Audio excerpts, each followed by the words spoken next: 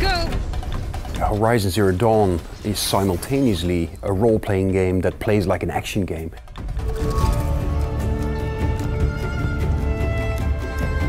We're known for our first-person shooter series, Killzone, and well, storytelling in an open world and in an RPG is not something that we had done before. But I think all of us, we really welcome it as just a wonderful opportunity to create something that's so fresh, so new. It's a wonderful challenge for us.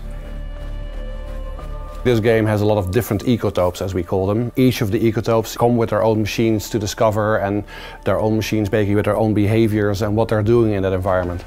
We've shown at E3 basically our sort of more foresty, fall-like environments, but we also have deserts in the game, we have high mountain peaks completely covered in snow, we have jungle in the game, we have loads of different environments, and of course a really big part of it is also the ancient ruins that we have in the game, which are again a completely different sort of atmosphere and setting.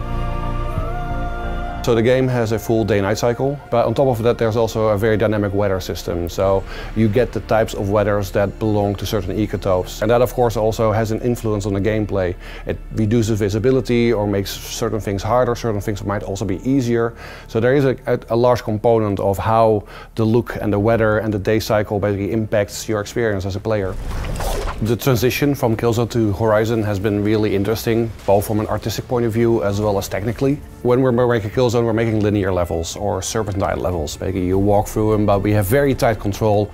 And that's completely different in an open world, but the player has a lot more freedom to approach things the way that they want to see it. So we really had to basically start looking at the world from a 360 point of view, basically looking at all the different directions that the player could approach, how things would look, basically how the vistas would look, and all these different aspects.